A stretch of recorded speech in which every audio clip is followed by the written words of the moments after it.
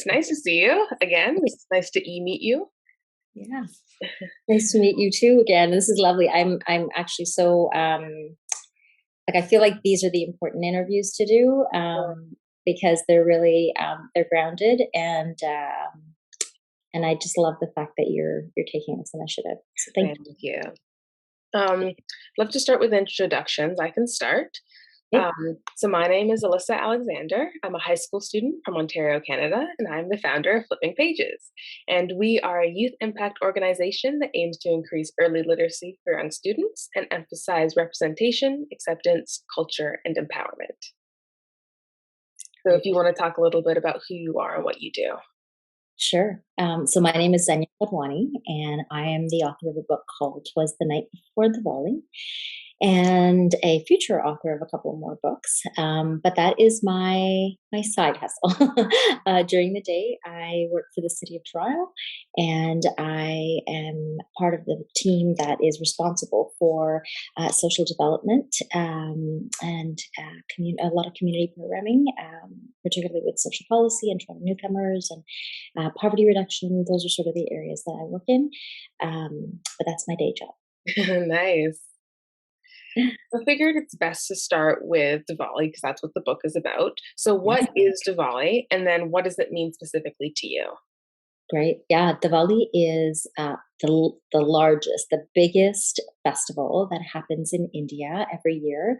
It runs over 5 days. It is mostly celebrated by Hindus, but it also is celebrated by those who belong to the Sikh and Jain faith, and even some Buddhists. And the festival is about new beginnings, but it's also about this real big message of good over evil. And so it is celebrated with, like many festivals around the world, it is celebrated with food and family and presents and sweet goodies and gatherings. Nice. And it's clear that your book mirrors the poem "Twas the Night Before Christmas." What was your thinking behind that, and what inspired you to do it that way? So when I was growing up, there wasn't a lot of literature. I mean, loved reading books as a kid and still do. But there wasn't a lot that had the sort of South Asian influence or culture Right. around it. And so often growing up, I would like sort of imagine, well, what would that story be like if it was in my house or through my eyes and through my brown lens? And so I would just create stories like that for myself. But when those books really did start coming onto the market, I would devour them, just absolutely devour them. And when I had my daughter about 10 and a half years ago now, and we started collecting books for her library, we realized again that there weren't a lot of books out there that really reflected that diversity. And if you did find them, they were far and few between, and or they would tend to have a lot of sort of religious connotation around them. And Right. we there's so much more to our lives than that. Um, and so that's kind of how the inspiration came about. I always wanted to sort of diversify the landscape of children's literature. I wanted to have my daughter open a book and see something like her in that book. Mhm. And to be honest, while I had this idea of wanting to do this book for years, it really only came about during the pandemic. Right. So the pandemic hit. I was told by work, we're gonna let you go for a couple of months and bring you back. So for a few months there, I was just kind of like, oh my goodness, what do we do? Right. And everybody said, you can't do this, and you can't do this, and you can't go there. And I was like, oh my God. I went back to my bucket list and I said, well, one of the things that I can do is work on my writing. Oh, that's And so, great. yeah, so that's why I kind of like dove into that. And I had the book idea about a year before that to say maybe I would do something along this line. But the character in the book is something that I actually created in my head maybe 11, 12 years ago. And Wow. yeah, and I just never found the right story to bring it out. Yeah. And then when I had this time, the kind of two came together in this almost perfect timing. And so that's sort of how the story came about. And I had this time all of a sudden to really focus on making it something. And I think Diwali, to sort of go back to one of the questions that you asked that I don't think I answered properly was, what does Diwali mean to me? It is a time, like for many celebrations, whether it's Eid or Kwanzaa or Christmas or a Chinese New Year, like those are the times where your family comes together. There's wonderful food. There's an exchange of gifts that's colorful, and I have all these wonderful memories of doing that with my family. And I wanted to, celebrate that in my own way, as in a new generation, in a new way for my family. That's So very all of sweet. it came together. Course. And it's very clear that your family was very important and still is very important, especially your daughter. I noticed in your book, your dedication reads, inspired to my daughter, realized thanks to my partner, and dedicated to my parents. So, Yeah. can you tell me a bit about how your family influenced this book? Oh my goodness. Yes. So my daughter for sure, because, as I was saying earlier, not seeing books that I wanted on her library shelf gave me part of the reasoning why I would do this book. My partner has been so incredibly supportive of the story of this journey of this passion project of mine. And what I love is that there was a me before my daughter that had these passion projects going all the time, and you get to a certain stage in your life and you're not able to do those in the same way.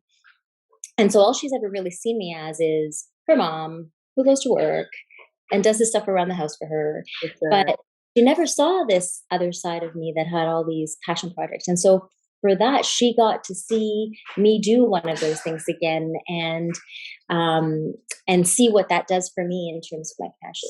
And of course, to my parents, because they have always instilled this love of reading and this love of books. They sat with me and read with me, and we were always surrounded by books in our house. So I have to give that foundational thanks to them. And what do you hope your book accomplishes for other young children like your daughter?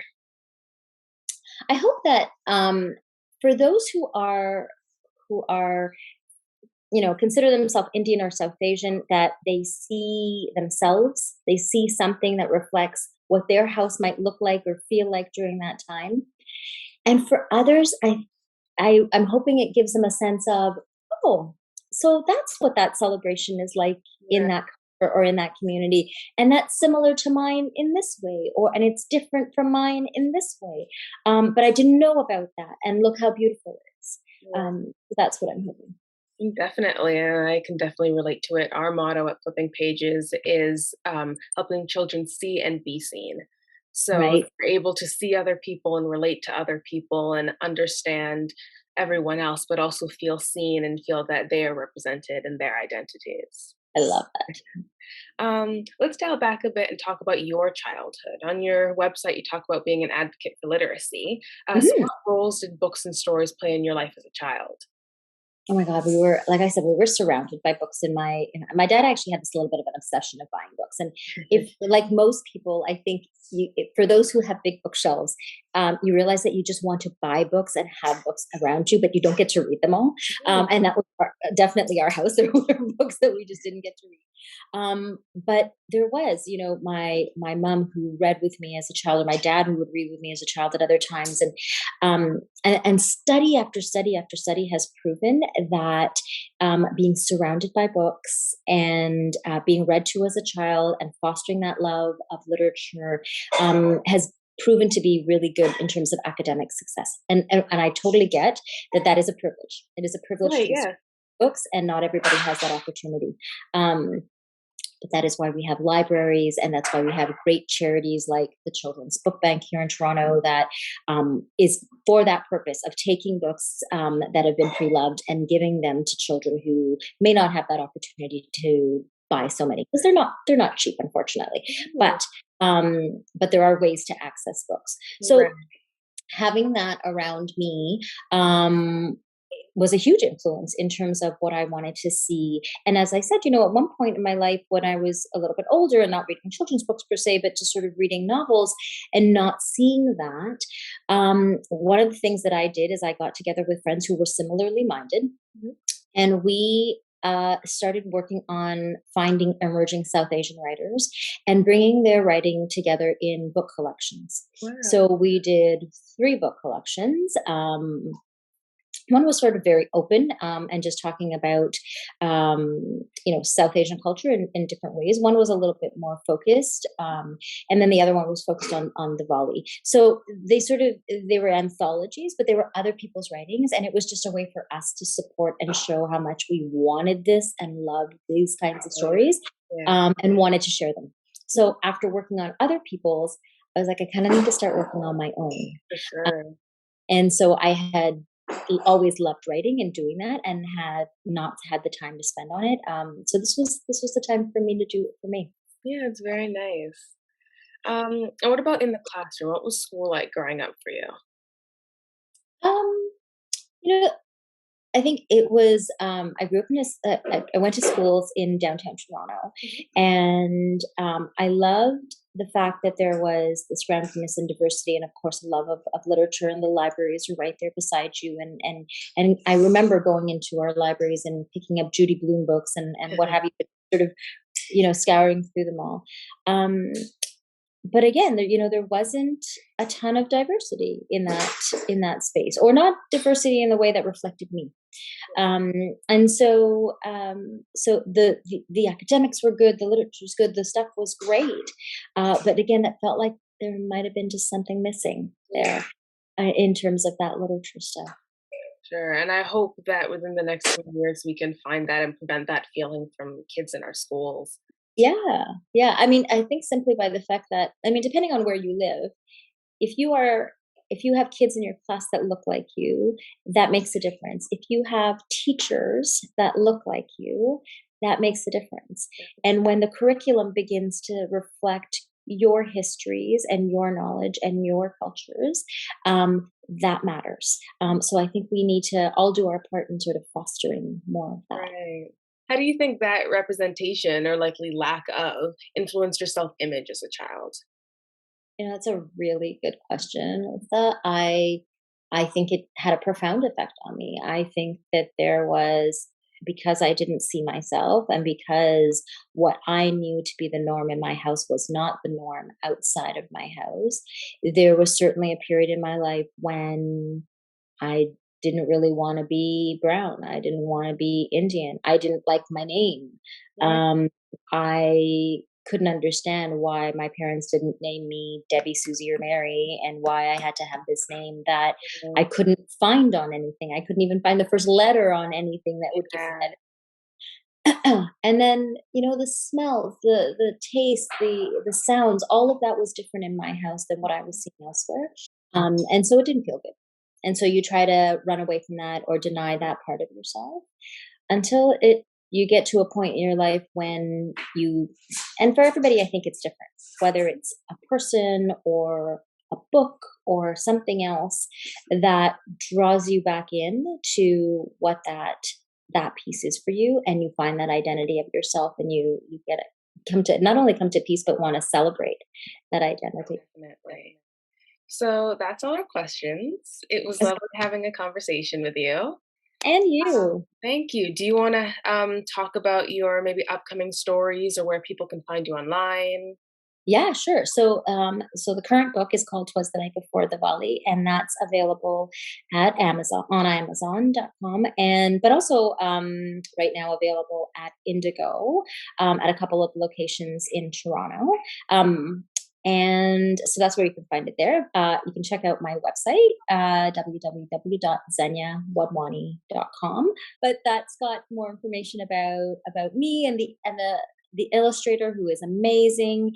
Um, Her work is gorgeous, and upcoming books, and sort of what's coming down the pipeline. And also, it's got some fun activities for kids that are related to Diwali too. That's perfect. And as for me, you can find Flipping Pages on Instagram at Flipping Pages Kids, or you can watch right here on YouTube because that's where this video is going.